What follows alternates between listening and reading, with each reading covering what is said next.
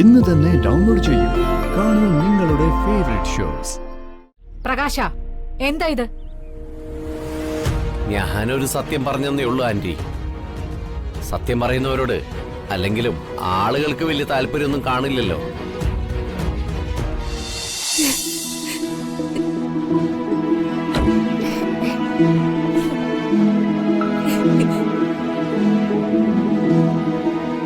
Suchitra anti, അച്ഛമ്മേ,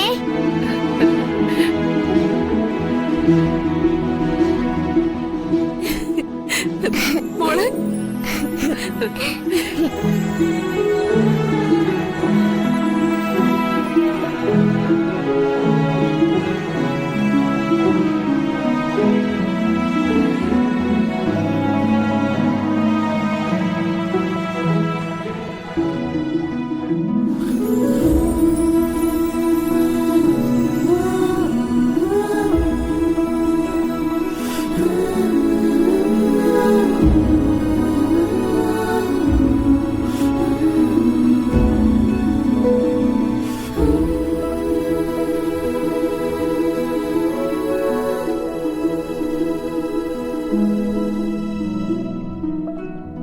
ദിയമോളെ രാഖിയും പോലീസുകാരും പിടിച്ചോണ്ട് പോയപ്പോ മുതല് ഒരു സമാധാനവും ഇല്ലായിരുന്നു.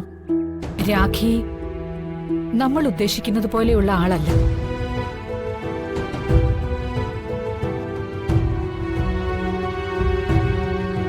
നല്ല പിടിപാടുള്ള ആളാ. ദിയമോളെ സ്വന്തമാക്കാനുള്ള എല്ലാ പഴുതുകളും അടച്ച ശേഷം അവള് ഇവിടേക്ക് വന്നത്.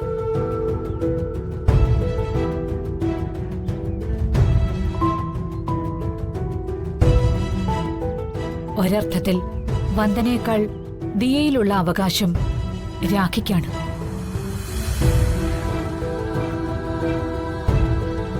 പോറ്റമ്മയും രക്തബന്ധവും തമ്മിലുള്ള പോരാട്ടമാണിത്.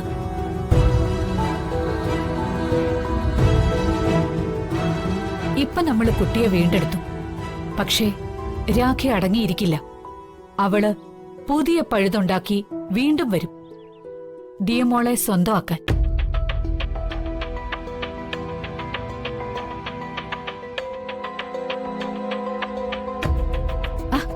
നിങ്ങൾ പേടിക്കണ്ട. ദിയമോളെ വിട്ടുകൊടുക്കാതിരിക്കാൻ നമ്മള് ഏതറ്റം വരെയും പോകും. ദിയമോള് വന്നപ്പോഴാ ഒരാശ്വാസം.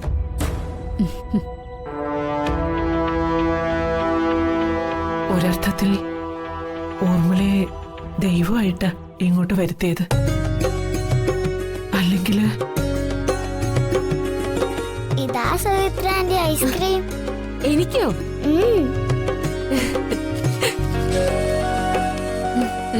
ഓഹോ, ആ സാധനം വാങ്ങിച്ചത് ആർക്കാണെന്ന് ചോദിച്ചപ്പോ ഒന്നും മിണ്ടാതിരുന്നത് സുചിത്രയടുത്തേക്ക് കൊടുക്കാനായിരുന്നു അല്ലേ? കൊള്ളാലോ ആള്.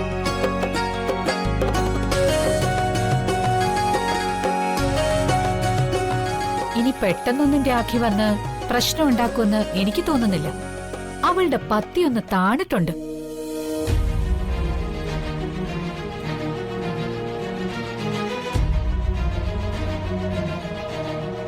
ഒരു നല്ല കാര്യം നടക്കുന്നതിനിടയില് ഇങ്ങനെയൊക്കെ സംഭവിച്ചൂല്ലേ?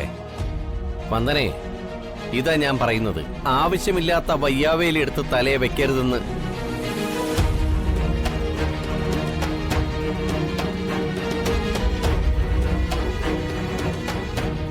ഇനി നിയമപരമായി രാഖി പോയാല് ദിയമോളെ രാഖിക്ക് വിട്ടുകൊടുക്കണമെന്നേ കോടതി വിധിക്കൂ.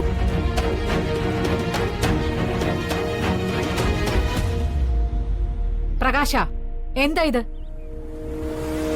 ഞാനൊരു സത്യം പറഞ്ഞെന്നേ ഉള്ളൂ ആന്റി. സത്യം പറയുന്നവരോട് അല്ലെങ്കിലും ആളുകൾക്ക് വലിയ താല്പര്യമൊന്നും കാണില്ലല്ലോ.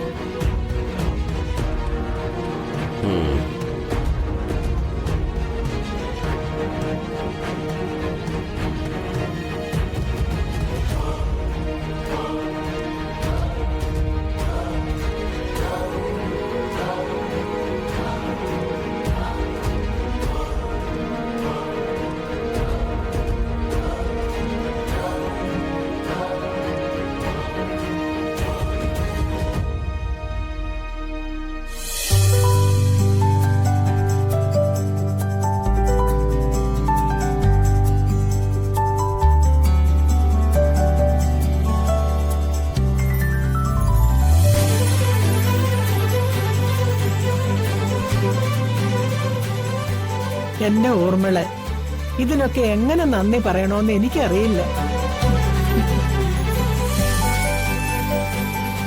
ഞങ്ങളുടെ ജീവിതത്തിൽ നല്ല കാലം വരുമ്പോഴും കാലക്കേട് ഒഴിഞ്ഞു പോകുന്നില്ല. അതങ്ങനെയാ ചന്ദ്രികെ. ഭൂമി തണുക്കെ വേനൽ മഴ പെയ്തിറങ്ങുമ്പോഴും ഇടിയും മിന്നലും ഒന്നും മാറി നിൽക്കില്ലല്ലോ. ഇനി അധികം ഞാൻ നിൽക്കുന്നില്ല. 7 മണിക്ക് തന്നെ എയർപോർട്ടിലെത്തണം. ഞാനും ചന്ദ്രികയും തമ്മിലുള്ള ബന്ധം ഒരുപക്ഷെ നിങ്ങൾക്ക് പറഞ്ഞാൽ മനസ്സിലാവണമെന്നില്ല. അറിയാം,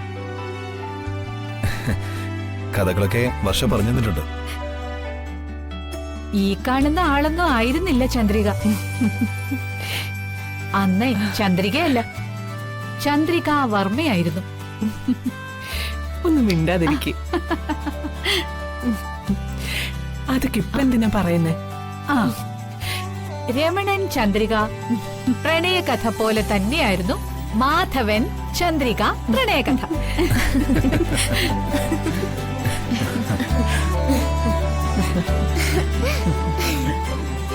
മതി, കുട്ടികളുടെ മുന്നിൽ വെച്ച്. ദേ, ആളുടെ നാണം കണ്ടില്ലേ? എന്റെ മകനെ മാധവനെന്നാ ഞാൻ പേരിട്ടത്, കള്ളകൃഷ്ണന്റെ പേര്. ആ, അപ്പോ അവനും മോശക്കാരനാകാൻ വഴിയില്ല.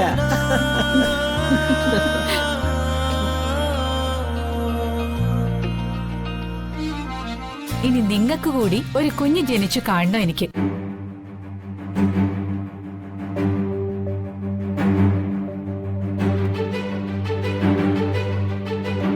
അച്ഛമ്മേ, വന്ദനമ്മയ്ക്കൊരു കുഞ്ഞാവ വരുന്നത് ദിയമോള് സ്വപ്നം കണ്ടു അച്ഛമ്മേ. അയ്യോ,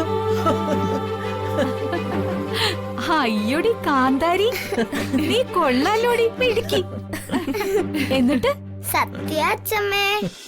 മോള് കണ്ട സ്വപ്നത്തിലെ കുഞ്ഞാവ ആൺകുട്ടിയായിരുന്നോ പെൺകുട്ടിയായിരുന്നോ? അത് ഞാൻ സുചിത്ര ആന്റിയോട് മാത്രമായിട്ട് പറഞ്ഞുതരാം. ചന്ദ്രിക, മാധവേട്ടനെ കുട്ടി നീ ഒന്ന് വന്നേ. ഞാൻ വിളിച്ചിട്ട് വരാം.